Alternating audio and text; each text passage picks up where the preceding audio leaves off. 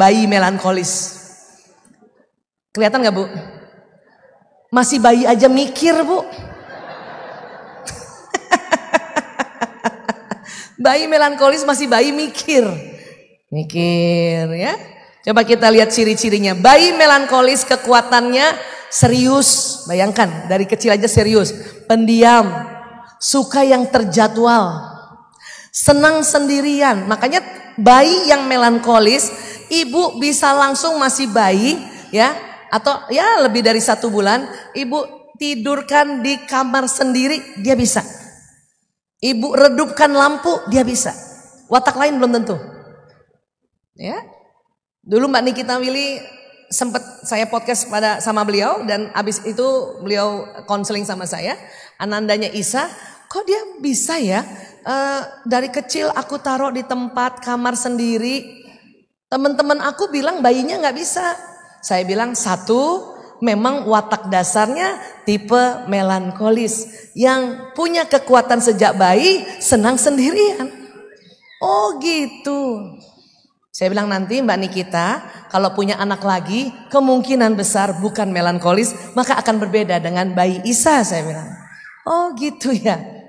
Saya senang sama beliau karena beliau walaupun artis senang sekali parenting. Dan mungkin bulan ini beliau akan melahirkan anak kedua. Cuman yang saya terkenang tuh dialog ini dengan kami tentang seorang bayi melankolis.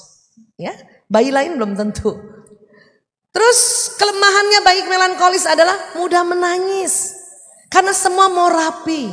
Basah sedikit saja karena air susu ibunya jatuh di lehernya nangis. Tadi pampersnya kencing lebih dari 2 kali dan basah bukan pampers kering, dia bisa nangis. Dan mukanya serius dan tampak sedih, pemalu. Dan bayangkan masih bayi saja curigaan. Dan sangat bergantung sama ibunya.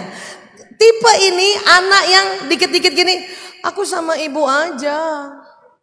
Ayo sama Eyang gak mau, aku sama bunda aja. Dan selalu nanti pas anak-anak dia bersembunyi belakang ibunya. Ini tipe ini memang. Ya, tipe ini.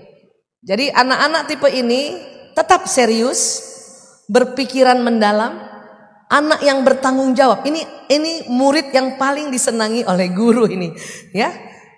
Tapi dia punya kekuatan juga pandai berimajinasi. Makanya kreatifnya mendalam tipe ini. Dan selalu mau harus rapi, punya bakat lebih ya yang dalam nih tadi. Setiap orang kan ada bakatnya 8, tapi belum tentu 8-8-nya nyala. Tipe ini itu bisa 5-6 yang nyala terakses asal ada stimulasi ya. Dan dia tipe yang nggak banyak punya teman. Dia punya teman sedikit tapi sahabat sejati. Banyak orang tua merasa, Bu Aisyah, anakku ansos. Ansos? Iya tuh, antisosial gak banyak temennya. Ibu please, gak usah di label itu. Itu bukan ansos itu memang wataknya pemikir. Anak pemikir memang dia punya teman tidak banyak tetapi sahabat sejati. Mana tadi ibu-ibu yang tipe melankolis Bu? Ya ibu gak banyak punya teman kan? Beberapa tapi deket banget kan? Iya ini ya. Terus apa kelemahannya? Pemurung dan perengek ini anak. Suka ngambekan, terlalu sensitif dan gak mau komunikasi. Namanya saja pemikir. Ibu rasa gak waktu kecil suka ngambek Bu? Iya, apalagi kalau ya mau ngomong sama bunda tapi bundanya repot, langsung dia mulutnya kembung gitu ya. Karena dia pemikir yang memang dia tidak bilang bahwa aku kesal, gak bisa bilang gitu. Ya ini kelemahannya. Makanya lihat ya anak-anak melankolis mukanya serius banget ya, serius. Terus selalu mau sama bundanya, sama ibunya, sama uminya gitu. Kenapa? Dia memikirkan. Dia tipe ini tipe yang kalau diajak tampil itu nggak bisa langsung ibu. Ayo tampil. Udah gitu kita membandingkan, itu lihat temen kamu tuh. Terang aja temennya bukan tipe itu. Tipe ini tipe penulis skenario. Dia berpikir mending saya bikin skenarionya. Bikin konsepnya. Bikin strateginya di balik layar. Anak ketiga saya namanya Mas Kakung tipe ini. Dia kalaupun tampil, disuruh tampil oleh sekolahnya waktu SD, senang sekali jadi pohon. Karena pakai kostum pohon.